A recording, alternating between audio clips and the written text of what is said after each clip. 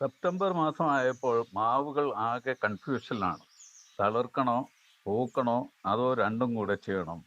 ചുറ്റും ഒന്ന് കണ്ണോടിച്ചാൽ അങ്ങനെയാണ് തോന്നുന്നത്. കാലാവസ്ഥ വ്യതിയാനം കാർഷിക വിളകളുടെ താളം തെറ്റിക്കുന്നു. പ്രത്യേകിച്ച് മാവിൻ്റെ.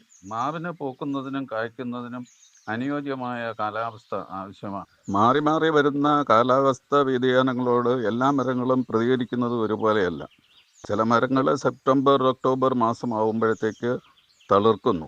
ഈ തളിരിൽ ഈ വർഷം ഏതായാലും പൂവുണ്ടാകാനുള്ള സാധ്യതയില്ല. തെക്കൻ കേരളത്തിൽ കാണുന്ന ഒരു തനത് മാവിനമാണ് കോട്ടൂർക്കോണം. ഈ മാവിൽ വളരെ നേരത്തെ തന്നെ സെപ്റ്റംബർ ഒക്ടോബർ മാസമായപ്പോഴത്തേക്ക് പൂവിടൽ ആരംഭിച്ചു. ഇതിൽ ചെറിയ ഉണ്ണിമാങ്ങകളും പ്രത്യക്ഷം ആകാനായിട്ട് തുടങ്ങി. അപ്പോൾ ഇത് പ്രതികരണം ഒരേപോലെ അല്ല എന്നുള്ളതാണ്. ഒരുപക്ഷെ വെറൈറ്റീസിൻ്റെ വ്യത്യാസം കൊണ്ടും ഇങ്ങനെ സംഭവിക്കാനുള്ള സാധ്യതകളുണ്ട്. കോട്ടിക്കോണം എന്ന് പറയുന്നത് ഇവിടുത്തെ വളരെ പോപ്പുലർ ആയിട്ടുള്ള ഒരു ഇനമാണ്. അതിൻ്റെ ഗ്രാഫ്റ്റ് തൈകൾ ഇപ്പോൾ എല്ലായിടവും ലഭ്യമാണ്.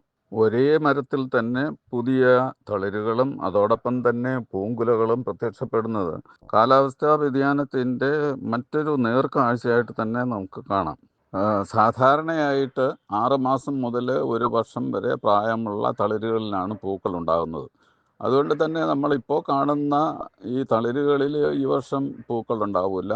അടുത്ത ഫ്ലവറിങ് സീസണിൽ നമുക്ക് പൂക്കൾ ഉണ്ടാകുമെന്ന് പ്രതീക്ഷിക്കാം. അപ്പോൾ നേരത്തെ പൂക്കുന്നത് ഒരു വിധത്തിൽ നമുക്ക് നേട്ടമാണ്. നേരത്തെ സീസൺ ആകുന്നതിന് മുമ്പ് തന്നെ നമുക്ക് മാങ്ങ മാർക്കറ്റിൽ എത്തിക്കാനായിട്ട് സാധിക്കും.